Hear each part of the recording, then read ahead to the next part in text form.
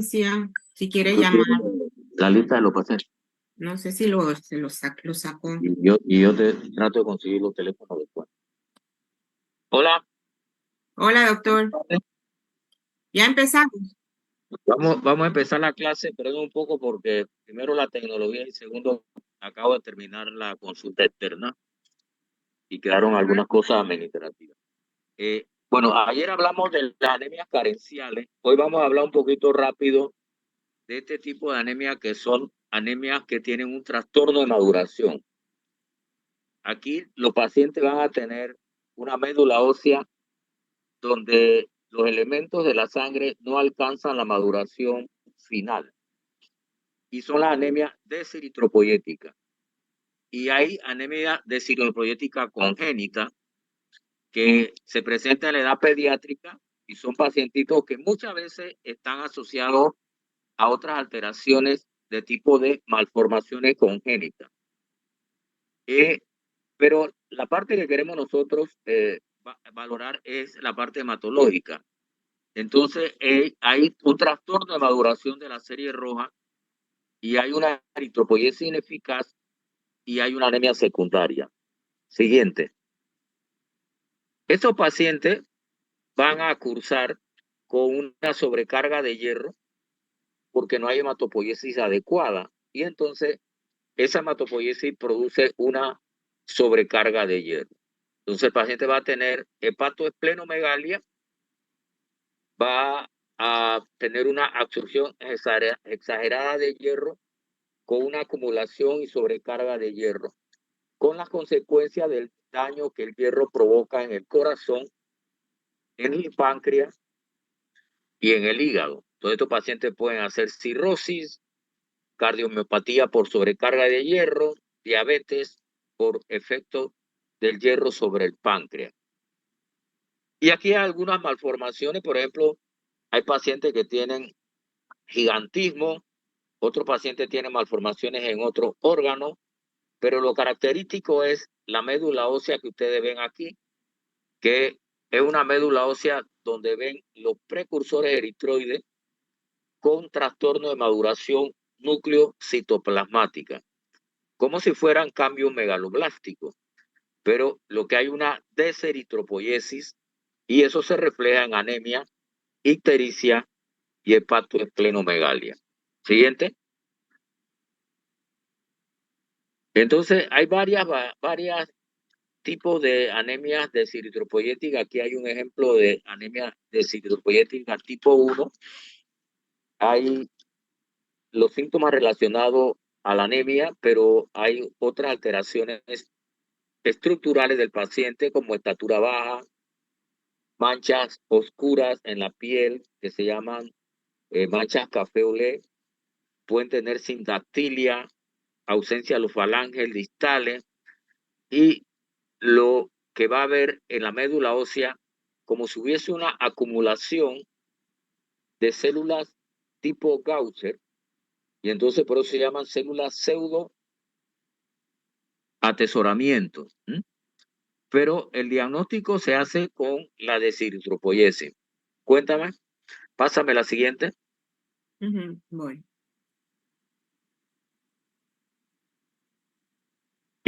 Otra anemia deseritropoyética tipo 2 también tiene los cambios morfológicos.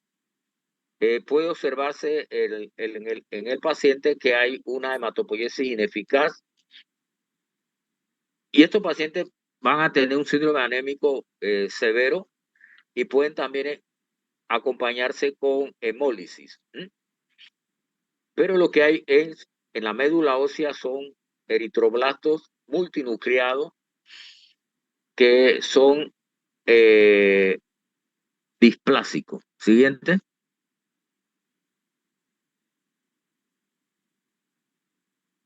Y aquí tenemos la otra variación que es la tipo 3, donde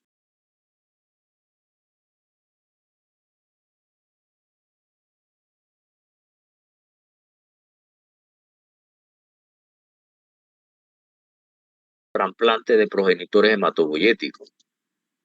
Si no puedo trasplantar al paciente desde la infancia, este paciente queda en requerimientos transfuncionales y voy a provocar sobrecarga de hierro. Y estos pacientes tenemos que darle quelación de hierro para disminuir los efectos del hierro sobre los órganos.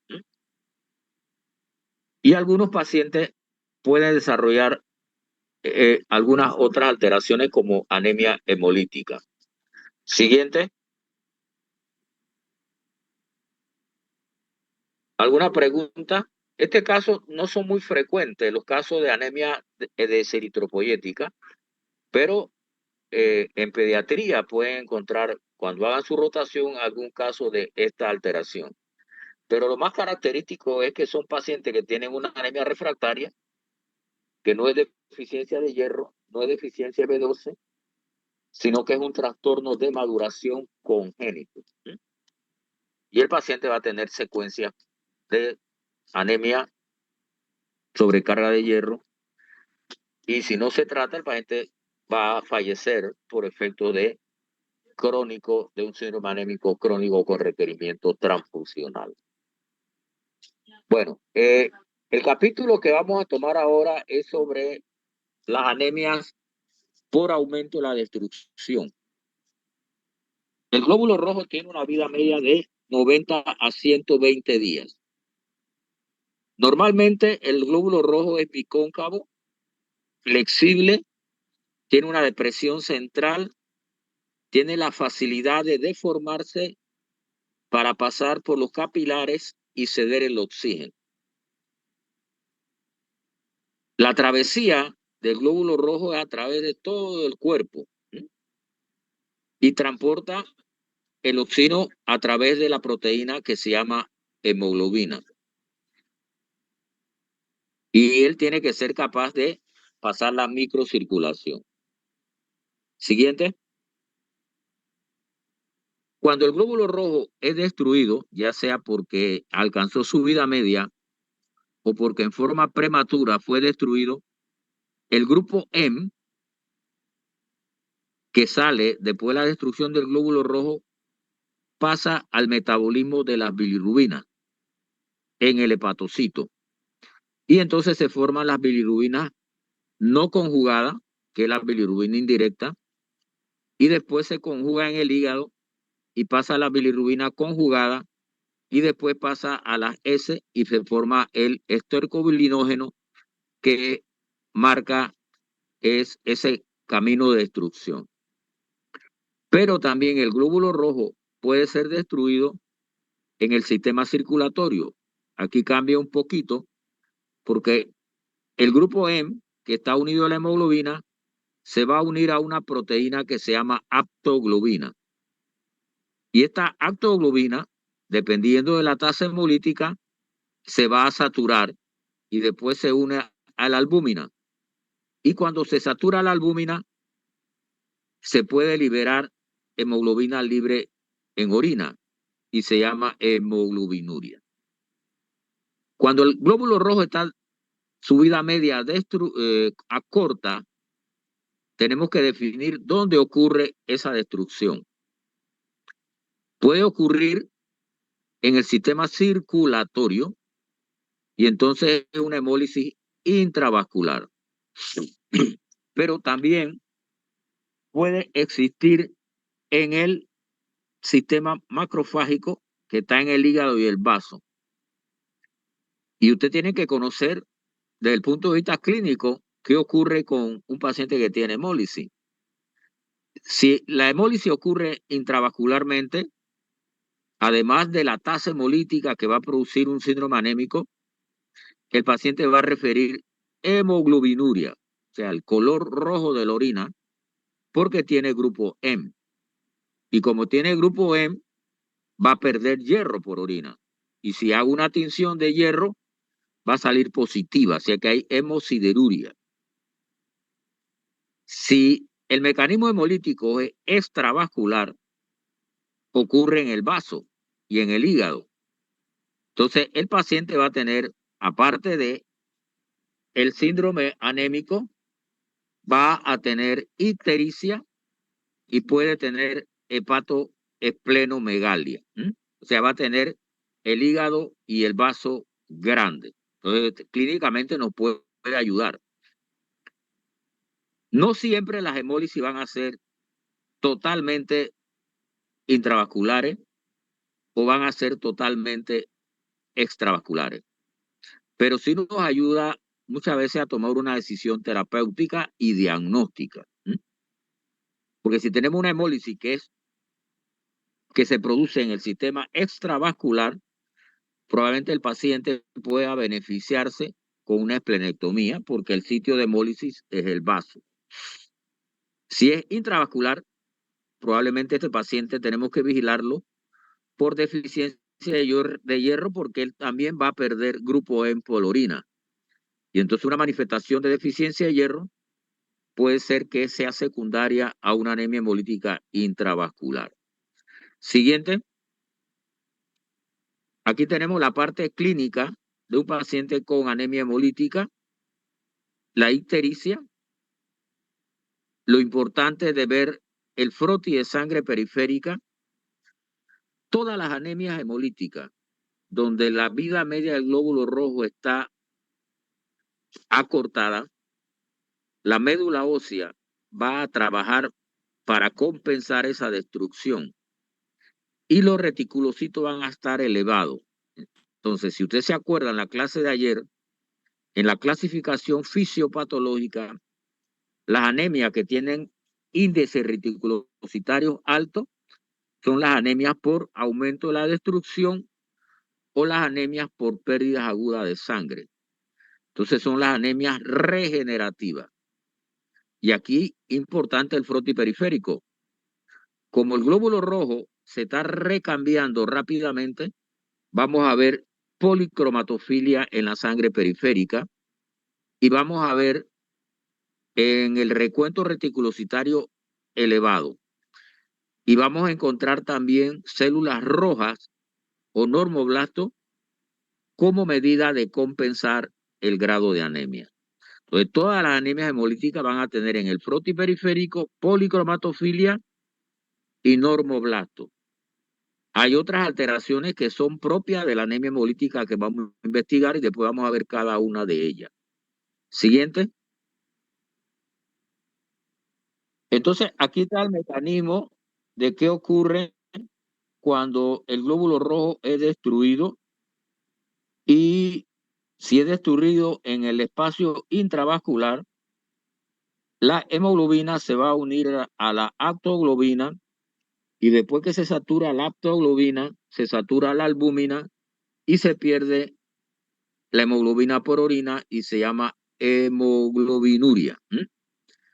Pero si ocurre en el sistema retículo endotelial, la hemoglobina y el grupo M pasan el metabolismo de la bilirrubina. Y eso hace que haya en el hepatocito bilirrubina aumento de la indirecta primero, no conjugada, después conjugada, y es el metabolismo propio de la bilirrubina. Siguiente. Esta es la misma diapositiva. Siguiente. Bien. Es importante el análisis del frotis periférico en todas las anemias hemolíticas. Aparte de lo común que tienen todas las anemias hemolíticas de policromasia y normoblasto, vamos a encontrar alteraciones morfológicas que definen el mecanismo hemolítico y la causa. Por ejemplo, si encontramos eritrocitos fragmentados, que son los esquizocitos, esa es una anemia hemolítica de causa mecánica. El glóbulo rojo se destruye por choque con superficies extrañas. Se ve en los pacientes que tienen válvulas cardíacas, que tienen circulación extracorpórea, que tienen coagulación intravascular diseminada y intoxicación por ciclosporina. Si lo que vemos son glóbulos rojos redonditos, pequeños, con gran contenido de hemoglobina, es un esferocito. Entonces se ve en la esferocitosis hereditaria, en la liptocitosis hereditaria, pero también se puede ver en las anemias hemolíticas por anticuerpos. Si son eliptocitos, son eritrocitosis hereditaria o algunas anemias megaloblásticas que tienen los eritrocitos gigantes. Los estomatocitos es un trastorno de membrana.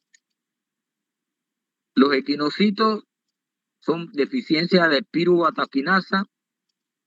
Punteado basófilo nos indica que probablemente hay un trastorno de la síntesis de hemoglobina, como se ve en las deficiencias enzimáticas, o puede ser un paciente con talasemia o un paciente que tenga un síndrome mielodisplásico, intoxicación por plomo o tenga anemia megaloblástica.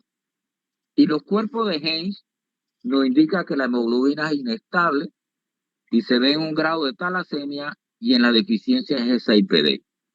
Entonces, es importante el flote periférico.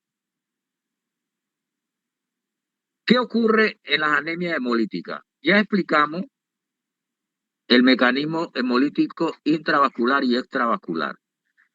Pero hay una sintomatología de la anemia hemolítica crónica que usted tiene que conocer.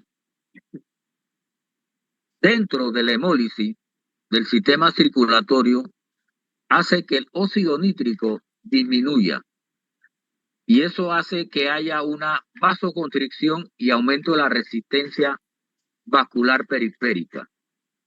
Y eso es lo que explica que los pacientes que tienen anemia hemolítica crónica puedan desarrollar hipertensión pulmonar, puedan desarrollar disfunción eréctil, puedan desarrollar espasmo esofágico, dolor abdominal, úlceras crónicas en la piel, en las extremidades, en el malleolo, falla renal y trombosis.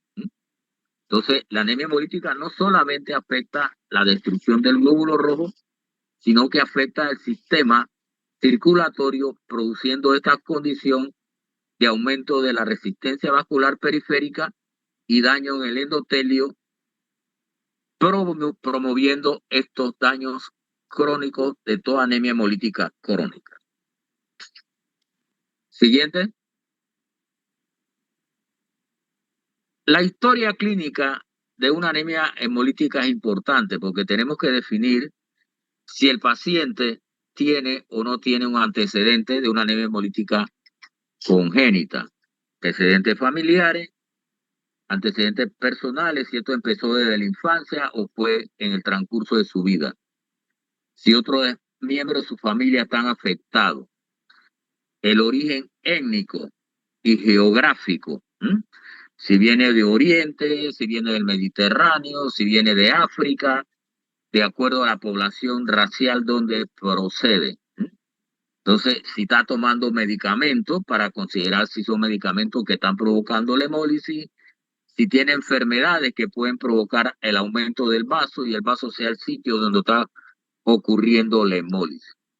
Entonces, la historia clínica nos va ayudando, pero el examen de laboratorio también. Entonces, aquí tenemos la biometría hemática, la cuenta de reticulocitos alto, la policromasia, los eritrocitos nucleados en sangre periférica y la hidrogenasa láctica aumentada, la bilirrubina aumentada, precisamente la que más se aumenta es la indirecta, pero también tenemos que ver la morfología de los glóbulos rojos y hablamos exhaustivamente de esto y lo vamos a seguir viendo en el curso porque la observación morfológica del glóbulo rojo nos ayuda a definir qué tipo de anemia hemolítica nosotros tenemos. Tenemos la esferocitosis hereditaria, acantocitosis hereditaria, anemias hemolíticas mecánicas, tenemos aglutinaciones como la anemia hemolítica por anticuerpos, trepanocito en la anemia falciforme, dianocito en la hemoglobinopatía 6, talasemia, y todas las anemias hemolíticas van a tener en la médula ósea hiperplasia eritroide. Además, todas las anemias hemolíticas pueden desarrollar por el metabolismo de la bilirrubina cálculo en las vías biliares y pueden hacer colelitiasis. Y además, recuerdan, ayer hablamos que la deficiencia de folato se ven aquellos pacientes que tienen aumento de los requerimientos y todas las anemias hemolíticas tienen aumento de requerimiento de folato. Y todas las anemias hemolíticas pueden ser infectadas por un virus que se llama parvovirus B19 y puede bloquear la síntesis de producción de la serie roja y producir una plasia eritrocítica pura. Y eso lo tienen que conocer, porque si tienen un paciente que en vez de tener reticulocitosis, tiene reticulocitopenia, ese paciente puede fallecer porque no tiene la capacidad de reemplazar el glóbulo rojo. Aquí están otras pruebas de aumento de la bilirrubina, la disminución de la aptoglobina si la hemólisis es intravascular, el urobilinógeno cuando la hemólisis es extravascular, hemoglobina libre cuando es intravascular, metahemoglobina cuando la hemólisis también ocurre en el espacio intravascular, y la tinción de azul de Prusia del sedimento urinario nos ayuda a ver que el hemólisis está ocurriendo en el espacio intravascular.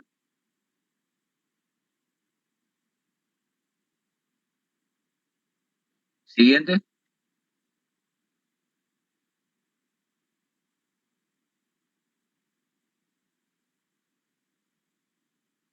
Del punto de vista morfológico, todas las anemias hemolíticas son normocíticas normocrómicas, pero podemos ver cierto grado de macrocitosis porque los reticulocitos son elevados, o sea, son grandes, por decirlo así. Entonces, vamos a clasificar las anemias hemolíticas. Ya la clasificamos del sitio donde ocurre la hemólisis. De acuerdo al sitio donde ocurre la hemólisis, ya dijimos si es intravascular y extravascular. La otra clasificación es basada en el eritrocito. Si el eritrocito es el que tiene dentro de su membrana o dentro de su metabolismo o dentro de su contenido y tipo de hemoglobina, la causa que provoca la hemólisis es de causa intrínseca. Y tenemos, por ejemplo, los defectos de membrana del glóbulo rojo.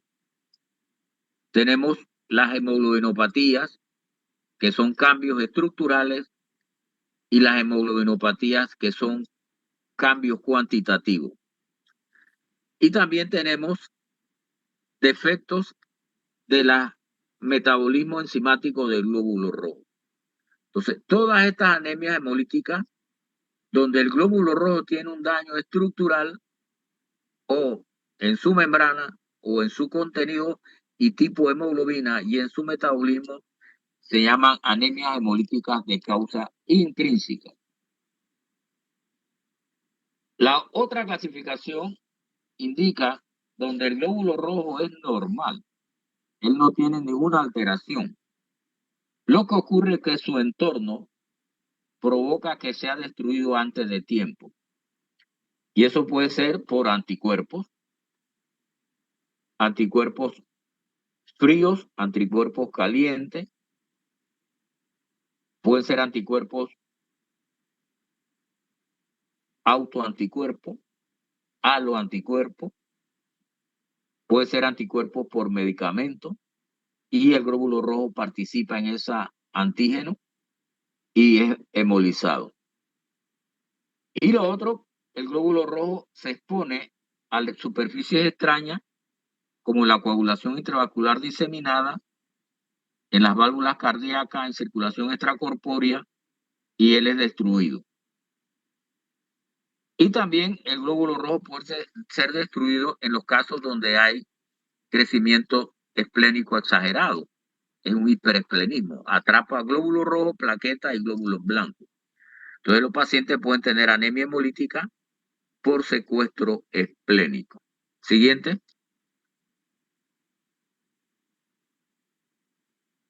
Aquí está todo lo que ya hemos hablado, que el paciente puede tener la anemia, la ictericia y cálculos biliares. Entonces, todos los pacientes con anemia hemolítica crónica debemos hacer un ultrasonido para determinar si tiene cálculos biliares. Esplenomegalia, si el sitio hemolítico es extravascular. Alteraciones óseas, porque la tasa de producción hematopoyética está aumentada y se expanden los huesos, y muchas veces estos pacientes tienen sitios de hematopoiesis inclusive extramedular. Y eso se refleja en la falta del biotipo de los pacientes. Pueden hacer cálculos renales, insuficiencia renal. Y aquí están las pruebas de laboratorios preliminares, o diría yo que son cardinales, para estudiar una hemólisis. La hemoglobina, el frotis periférico, el recuento reticulocitario, prueba serológica para determinar si hay un anticuerpo, que es la prueba de Coombs. Si sospechamos que es un trastorno de las hemoglobinas, hacemos la electroforesis. Si sospechamos que es un trastorno de membrana, hacemos la resistencia osmótica. Si sospechamos de que hay una hemoglobina inestable, hacemos test de isopropanol. Si sospechamos que hay una hemoglobinuria paroxística nocturna, hacemos las pruebas de citometría de flujo. Si sospechamos que la anemia hemolítica es por un efecto mecánico, pues buscamos ese efecto mecánico, si es una válvula protésica, una CID, una PTT, o sea, lo que está provocando la hemólisis. Siguiente. ¿Llegó la duda? Ok. Entonces, vamos a hablar de una de las anemias hemolíticas de causas intrínseca intracorpuscular, que es la anemia hemolítica por daño de membrana. Aquí tenemos en la gráfica que está el citoesqueleto del glóbulo rojo. Tenemos la membrana del glóbulo rojo, donde en la superficie tenemos glicoproteínas, que son las que le dan la capacidad antigénica al glóbulo rojo. O sea, le da la capacidad de determinar su tipaje y su tipo ABO. Y dentro de la estructura de la membrana tenemos las proteínas, que son las proteínas integrales, que le da la capacidad al glóbulo rojo de deformarse y tener flexibilidad al pasar por el sistema circulatorio. Entonces, cuando hay deficiencia de alguna de estas proteínas integrales, el glóbulo rojo se torna en un glóbulo rojo pequeño con poca área, y ese glóbulo rojo pequeño es captado por el vaso y el vaso lo va a destruir para sacarlo de circulación. Entonces, esta es una anemia hemolítica por trastorno de membrana. Aquí nuevamente, la glicosporina, la membrana de capa lipídica del glóbulo rojo, las proteínas integrales como es la espectrina y la actina. Entonces, el equilibrio permite que el glóbulo rojo haga el paseo de bomba de sodio y potasio cuando él requiere hacerlo. Si esto está alterado, ese paso de bomba y potasio se altera y el glóbulo rojo muchas veces no puede tolerar cambios osmóticos y se destruye. Siguiente. Aquí están nuevamente las bandas, banda 4.9, banda 4.1, la espectrina y la glicoforina, que le dan la capacidad antigénica al glóbulo rojo. Entonces, el eritrocito que tiene esta deformidad va a ser un eritrocito pequeño con un gran contenido de hemoglobina, donde la concentración de hemoglobina media corpuscular va a estar elevado. Y aquí están las diferentes deficiencias que puede tener el citoesqueleto de la banda 3, de la glicoforina. Y aquí están los defectos de que pueden ocurrir en cada una de ellas. Siguiente.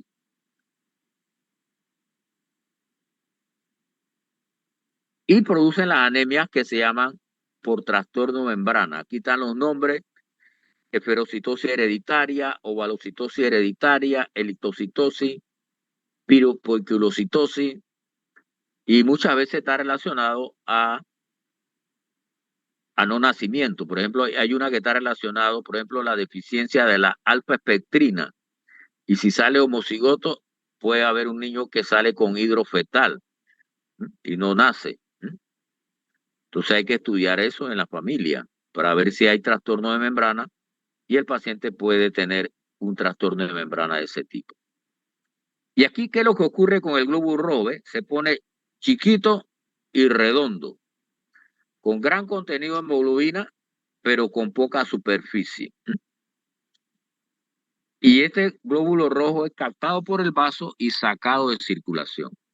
Y entonces el vaso crece. Entonces el paciente va a tener esplenomegalia. Siguiente. Y aquí están las diferentes trastornos de membrana, esferocitosis hereditaria, eritocitosis hereditaria. Siguiente.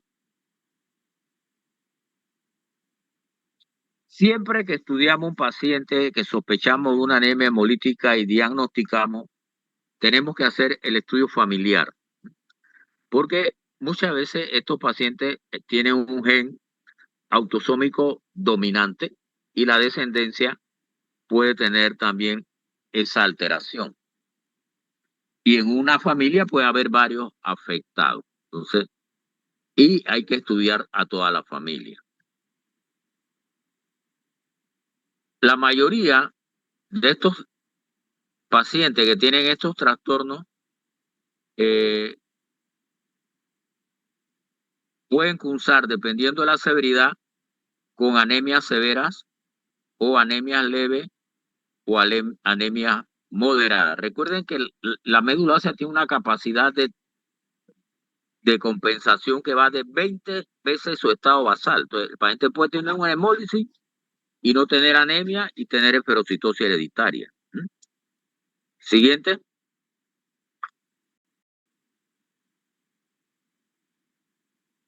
Esta es una población de pacientes que tienen esferocitosis hereditaria. Aquí se ve el RW de los glóbulos rojos pequeños con gran contenido de hemoglobina. La concentración de hemoglobina media corpuscular tiende a estar elevada. Y es importante cuando usted valoren el hemograma, si usted ven un BCM bajo con un gran contenido de hemoglobina, sospechen en una anemia hemolítica de tipo de membrana. Siguiente.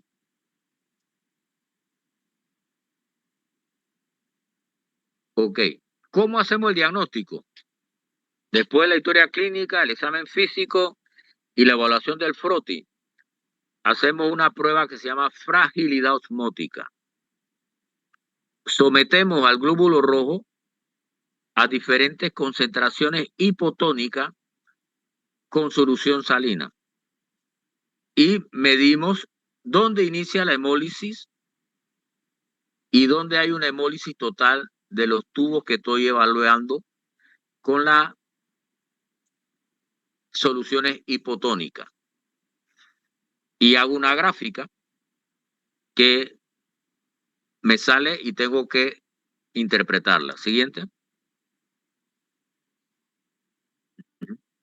Siguiente. Y esta es la gráfica donde tenemos en las ejes de abajo tenemos las soluciones hipotónicas y en el eje de arriba tenemos el porcentaje de hemólisis. Y aquí tenemos la parte amarilla, que es la curva de fragilidad osmótica normal, la que se ve en el centro aquí. La que se ve roja, que está hacia la derecha, indica que hay una fragilidad osmótica aumentada. Entonces, es una prueba que nos ayuda a definir si el paciente tiene o no tiene una enfermedad con fragilidad osmótica aumentada relacionada a la esferocitosis hereditaria. Esta prueba es bastante poco frecuente hacerla, pero es la prueba que tenemos a mano. Hay otras pruebas que son más bien de laboratorios de especialidad que pueden también determinar la estructura de la membrana. Entonces, ¿cómo tratamos el paciente? Dependiendo del grado hemolítico, ese paciente se tiene que dar tratamiento con ácido fólico, ¿m? Porque va a tener aumento de los requerimientos. Tenemos que vigilarlo por la aplasia eritrocítica pura.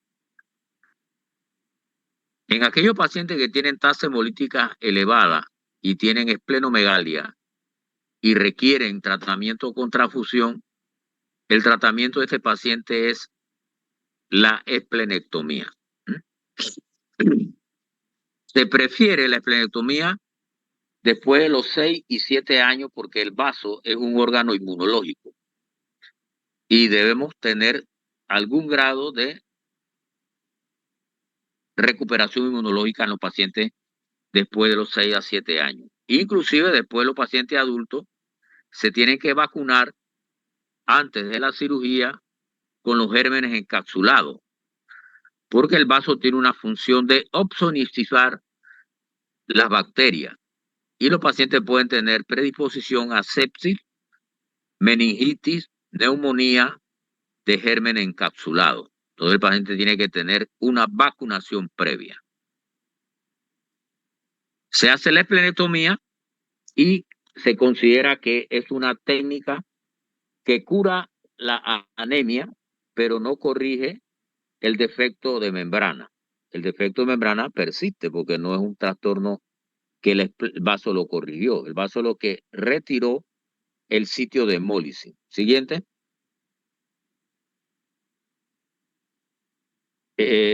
Aquí tenemos la eritrocitosis hereditaria. Es un trastorno de membrana. Lo que característico es también la tasa hemolítica, pero el paciente en el frotis periférico lo que vamos a ver los glóbulos rojos en forma elíptica. Siguiente. Aquí tenemos el frotis periférico, una electrocitosis hereditaria. También igual, si el paciente tiene mucha hemólisis y el vaso grande, se puede beneficiar con una esplenectomía. Siguiente. Aquí hay otras variantes de trastorno de membrana y el principio es igual. Si hay mucha hemólisis, estos pacientes deben hacerse esplenectomía. Siguiente.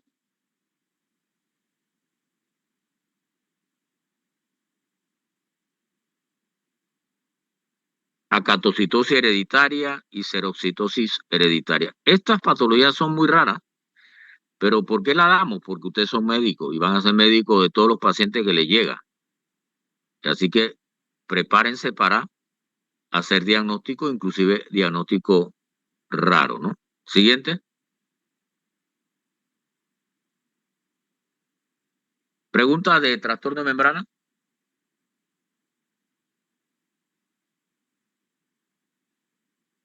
Hola.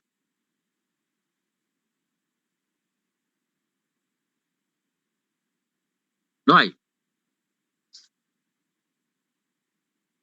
Mayani, Diga, no hay pregunta. no hay pregunta. Bueno, ahora vamos a hablar de los trastornos enzimáticos. Cuando dimos la clase de ayer, la hemoglobina, su función es transportar el oxígeno. Y el transporte del oxígeno depende del tipo de hemoglobina, pero también depende del metabolismo que tiene el eritrocito para mantener un equilibrio de su metabolismo. Y la hemoglobina tiene la capacidad que se expande para poder transportar el oxígeno. Y cuando lo transporta, también tiene la capacidad de retraerse para, de repente, cuando tenemos la carboxihemoglobina, que es la que después del metabolismo expelemos, o sea, que lo botamos por el sistema respiratorio. Entonces, para que ocurra eso y conocer muy bien, tenemos que conocer las características de funcionalidad de la hemoglobina. Siguiente. Aquí tenemos el P50, que es la capacidad que tiene la hemoglobina de transportar oxígeno. Bueno, esa P50 varía de acuerdo al tipo de hemoglobina, de acuerdo al pH, de acuerdo a las sustancias que están dentro del sistema circulatorio, como son el 2,3-difosglicerato o 2,3-DPG, que protege a la cesión de oxígeno. Y es lo que explica cuando tenemos un shock séptico, una hipotensión, una acidosis metabólica, un paciente críticamente enfermo, permita que el organismo pueda ceder el oxígeno con mejor capacidad, porque aumenta o mejora o favorece la cesión de oxígeno a los tejidos cuando lo requieren. Si no tuviéramos ese mecanismo, probablemente no solamente el hombre, el humano, sino quizás los que utilizan hemoglobina como transporte de oxígeno, no pudieran soportar estas situaciones de estrés tan severas como es cuando los pacientes están con hipoxia en los tejidos, ya sea por perfusión o porque no llega oxígeno suficiente para ser transportado. Siguiente. Bueno, esta es una fenocitosis hereditaria. Siguiente.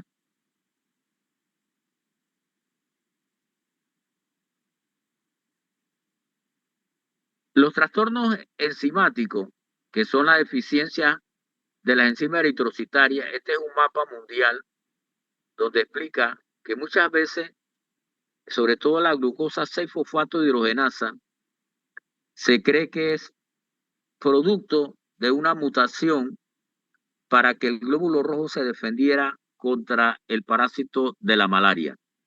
Entonces, en la parte central del mundo, septentrional del mundo, es que hay más frecuencia de estas anomalías enzimáticas. Entonces, cuando tenemos que estudiar un paciente, aparte de su origen étnico y su origen demográfico, tenemos que estudiar su familia, porque la gente migra con su familia, ¿sí? Y después se mezcla a donde llega, y eso es lo que ha ocurrido con la mayoría de los trastornos de las hemoglobinas, ya sea las estructurales y las hemoglobinas cuantitativas, y también los defectos enzimáticos. Siguiente. Aquí es un ejemplo de la mutación que puede haber en las enzimas eritrocitarias y provoca que haya un trastorno metabólico, que cuando hay un metabolismo oxidativo, las hemoglobinas se vuelven hemoglobinas inestables y precipitan, provocando hemólisis. Entonces, si un paciente es sometido constantemente a un régimen de metabolismo oxidativo, va a tener una hemólisis constante. Y si lo hace en forma episódica, va a tener crisis hemolítica. Y si no conocemos a qué se debe, no podemos tratarlo o no podemos prevenirlo. Y cuando lo provoca, no sabemos qué ocurrió y no hacemos los diagnósticos. Entonces, aquí es importante cómo se estudia la deficiencia enzimática. Siguiente. Para eso tenemos que conocer las diferentes vías metabólicas del glóbulo rojo. El glóbulo rojo es una célula sin núcleo. Al ser una célula sin núcleo, necesita un metabolismo anaeróbico.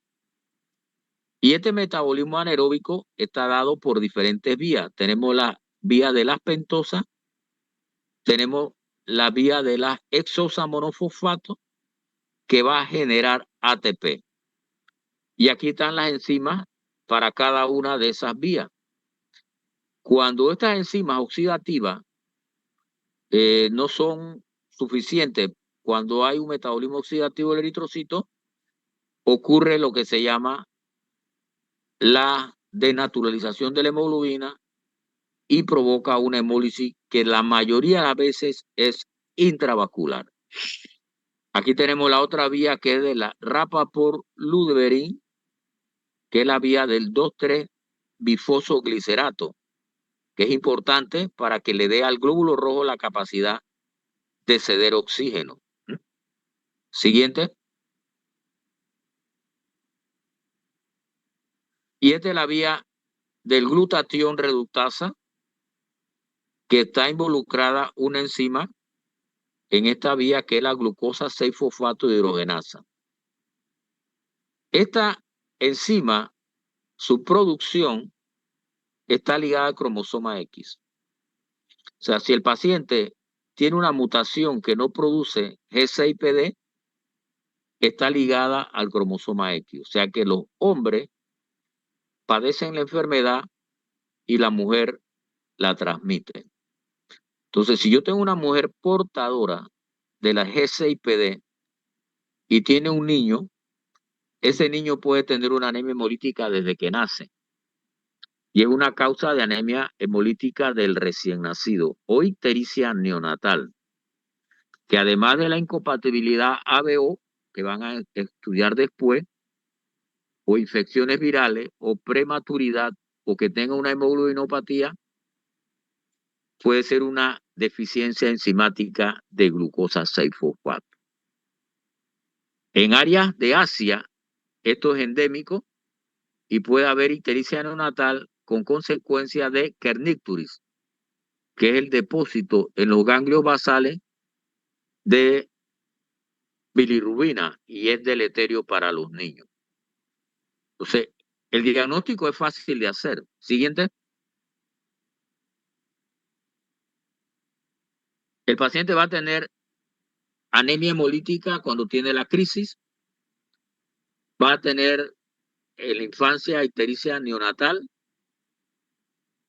En el crecimiento, si se somete a mecanismo oxidativo, alimentos, drogas o situaciones de estrés, puede hacer hemólisis. Entonces, siguiente. Los medicamentos que pueden provocar hemólisis en la deficiencia de 6PD son los medicamentos que provocan algún metabolismo oxidativo en el organismo.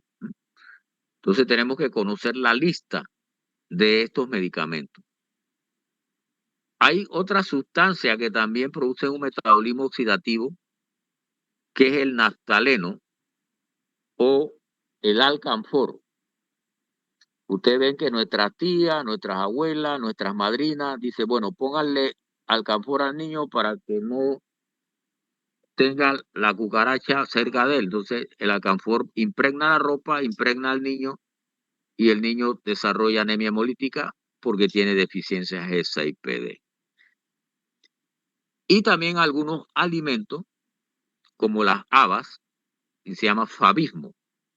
Después de la ingesta de estas habas, el paciente puede tener crisis hemolítica. Siguiente. Esta es la lista de medicamentos que pueden producir hemólisis en la deficiencia G6PD. Todos los derivados antimaláricos, la hidroxicloroquina, que fue muy utilizada para tratar de combatir el COVID. Así que, ¿cuántos pacientes han hecho hemólisis por esa causa? Y cada vez sale medicamento que yo tengo que ver si producen anemia hemolítica en G6PD. Siguiente.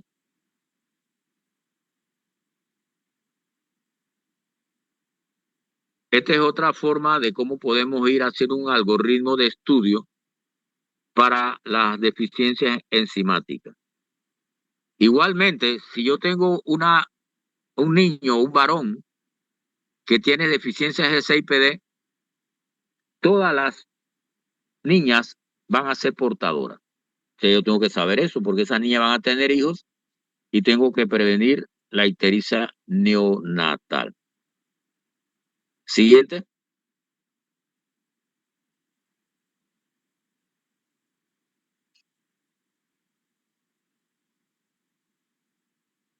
Aquí están el favismo, la naftalena, el naftaleno y las infecciones. Siguiente.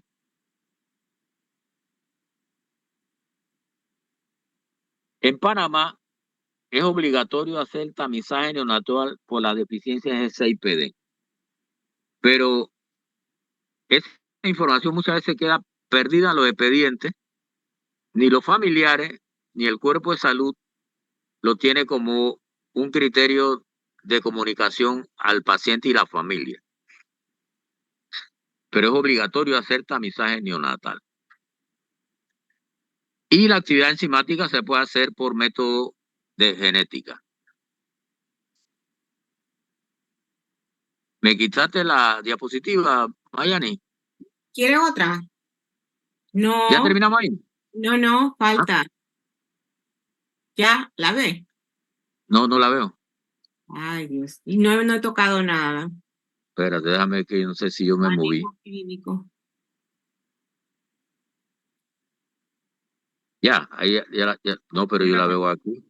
¿No la ve? No la veo, espérate. Está, Voy a retroceder. Estábamos en el tamizaje neonatal y prueba de Brewer. sí, yo la Avanza. estoy viendo, pero la estoy viendo en pequeño. Cuando la pongo en grande, me sale, son los muchachos. Espérate, déjame ver si que tengo que. Espérate, ahora. Debe ser que se movió algún botón ahí. ¿Ustedes ven la prueba de tamizaje neonatal? Ahora sí. Sí, profesora. Ok. Ok. Vamos a la siguiente, pues. Manejo clínico. Ok. La anemia hemolítica por deficiencia G6PD no tiene un tratamiento específico. La identificación de la hemólisis es importante, porque la tasa hemolítica va a responder a la parte clínica. Si tú tienes un paciente que tiene una hemólisis masiva, ese paciente tiene que hidratarse. ¿Mm? Pero lo más importante es identificar qué produjo la hemólisis. Si le diste un medicamento, retirar el medicamento. Si es el naftaleno, retirar el naftaleno. Y el paciente se tiene que hidratar y generalmente debe recobrar su vida media normal del glóbulo rojo. Así que no está indicado hacer esplenectomía, pero tiene que protegerlo que haga una insuficiencia renal si la tasa hemolítica es muy elevada.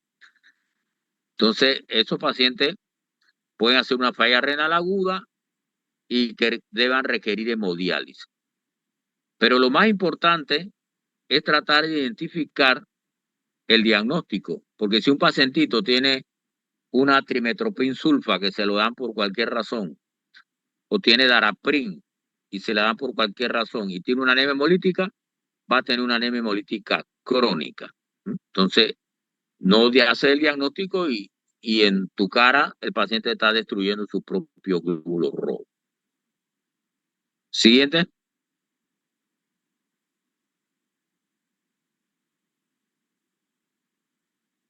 Hay otras deficiencias de la vía del Emer-Meyerov, como la piruvataquinasa, la vía de la exosa, el glutatión sintetasa, y la vía del nucleótido, como la 5-pirimidina nucleotidasa.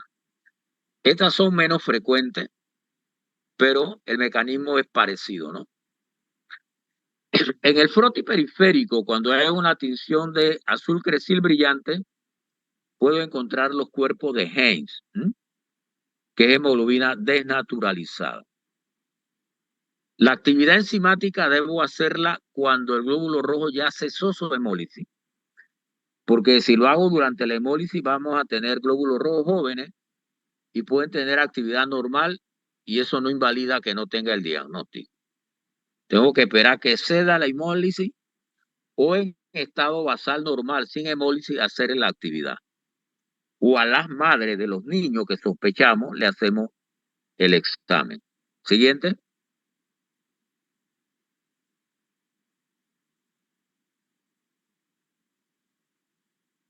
Aquí, suspensión del medicamento. Yo les doy al paciente el listado, porque van de otro doctor y a otro doctor le da medicamento y el doctor no me puede dar esto porque yo soy deficiente de G6PD. O sea que el paciente tiene que educarse.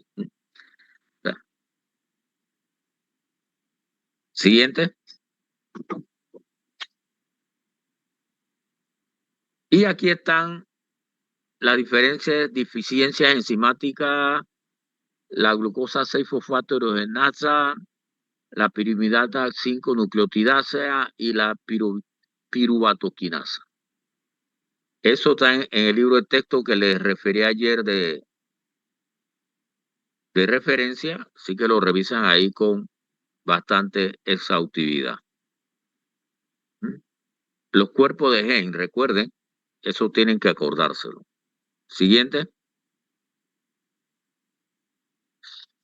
Y este es un algoritmo de cómo nosotros estudiamos las anemias hemolíticas con trastornos de membrana y también trastornos del metabolismo del glóbulo rojo.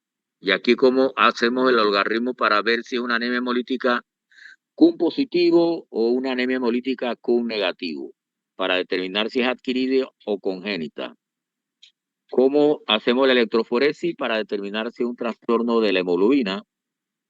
¿Cómo hacemos los estudios de fragilidad osmótica cuando sospechamos de ferocitosis hereditaria? ¿Y cuando hacemos los estudios enzimáticos cuando sospechamos de la deficiencia enzimática? Si utilizan este algoritmo, lo más probable es que ustedes hagan todos los diagnósticos relacionados a la anemia hemolítica, por lo menos de causa intrínseca. Siguiente. Es el mismo. Sí, el mismo. Siguiente. Siguiente. No, ya creo, ya se acabó. Ok. Pregunta. Sí, doctor. Yo quería saber si lo de los cuerpos de Heinz que mencionó están solo en la deficiencia de glucosa 6-fosfato de desidrogenasa o están las otras dos alteraciones también.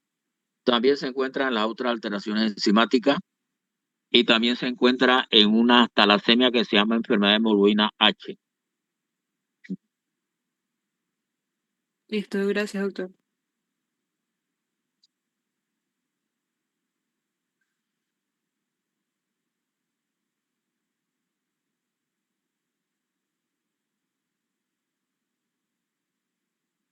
¿No hay más preguntas?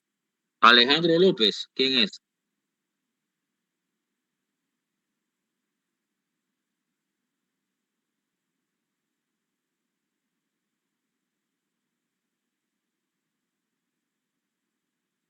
Policromatofilia. Ese es un término morfológico, Ujú. donde el glóbulo rojo se tiñe un poco azulado, color azul. Y entonces cuando hay policromatofilia generalmente son reticulocitos, porque hay restos de ADN que se tiñen de ese color policromático. Entonces, si hay muchos, tú dices que hay policromatofilia. Sí, eso lo vamos a ver en el laboratorio, la morfología. Ujú. Quiero preguntarle a Alejandro, ¿quién es? Yo, doctor, buenas Ah, tardes. Yo, doctor, buenas tardes. buenas tardes, Alejandro. Sí. Eh,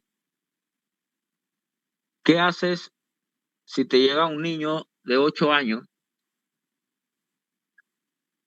al cuarto de urgencia porque la mamá lo lleva con mucha debilidad? Lo primero sería preguntarle que si, Espérate, déjame terminar. La mamá lo encuentra con mucha debilidad y tú lo examinas y encuentras que tiene ictericia, le encuentra que tiene esplenomegalia y el hemograma tiene los glóbulos blancos normales, tiene plaquetas 110.000, hemoglobina en 8, con un BCM en 68, un RW en 15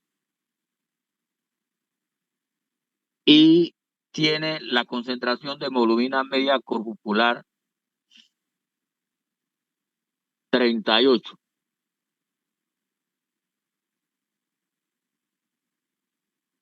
Dime.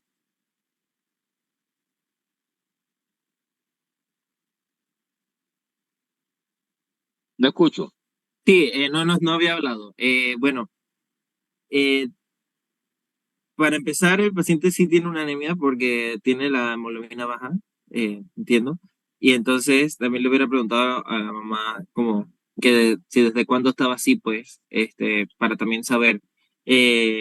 También si le va a hacer un examen de sangre para tipificar un frotis, para identificar qué tipo de enfermedad fuera, creo que, como había dicho antes, se le haría también a la madre, porque si el niño está así desde hace poco tiempo, puede ser que no se le encuentre exactamente cuál es la afectación que se puede ver en los glóbulos rojos. Asimismo, mientras esté pues en la fase aguda, pues. Bueno, está bien, la clase la escuchaste hoy, pero tienen que poner atención. Yo dije que lo primero que tenemos que ver si es una anemia hemolítica. ¿Mm? Entonces, te di unos parámetros.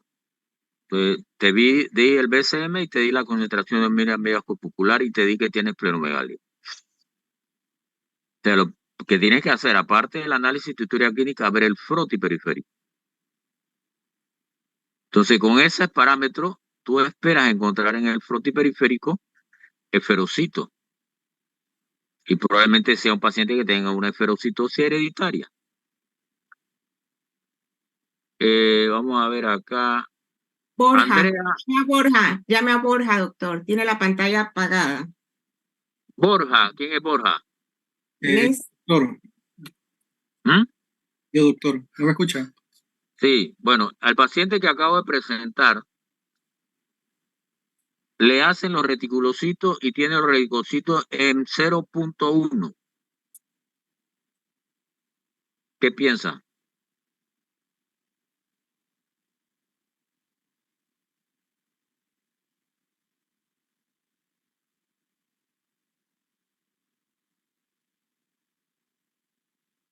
¿Aló?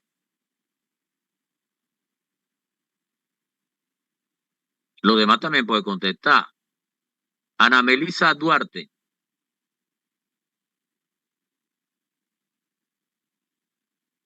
Paz Gabriela.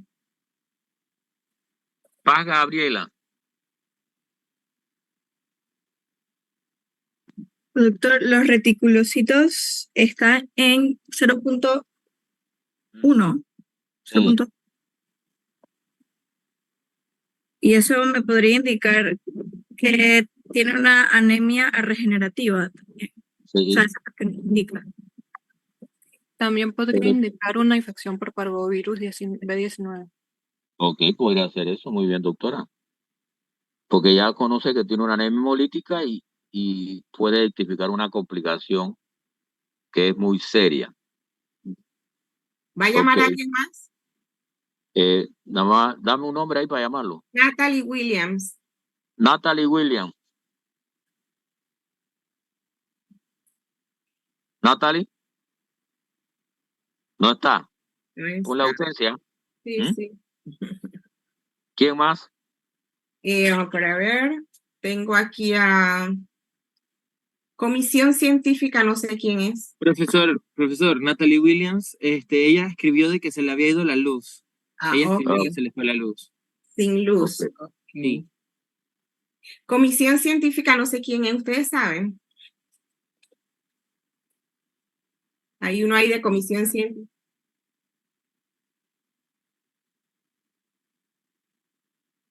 Ujú.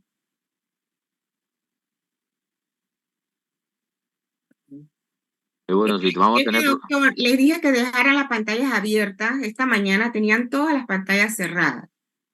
Por eso es la situación. Con los invitados igual, tienen que tener su pantalla abierta porque ellos no van a dar, es como si ustedes estuvieran dando la clase con una máscara en la cara o una bolsa que no se sabe quién está ahí. Véanse por cortesía. Fernando Carrillo. Sí, doctor, buenas tardes. ¿Aló? Sí, buenas. Aló, ¿cómo tal? ¿Cuáles son las cosas en común que tienen todas las anemias hemolíticas? Que usualmente son regenerativas.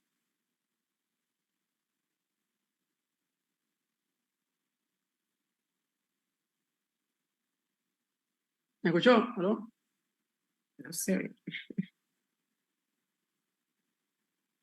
Tiene el micrófono apagado, doctor. Sí, yo sí creo.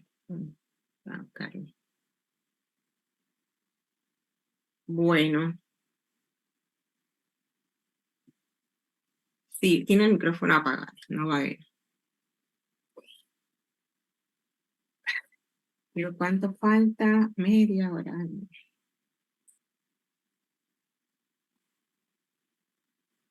¿Aló? Sí, se le escucha. Tenía el micrófono apagado. ¿Nos vamos? Sí, sí, doctor. Ya nos vamos, pues. Ok, hasta el martes, chicos. Ujú. Hasta el martes.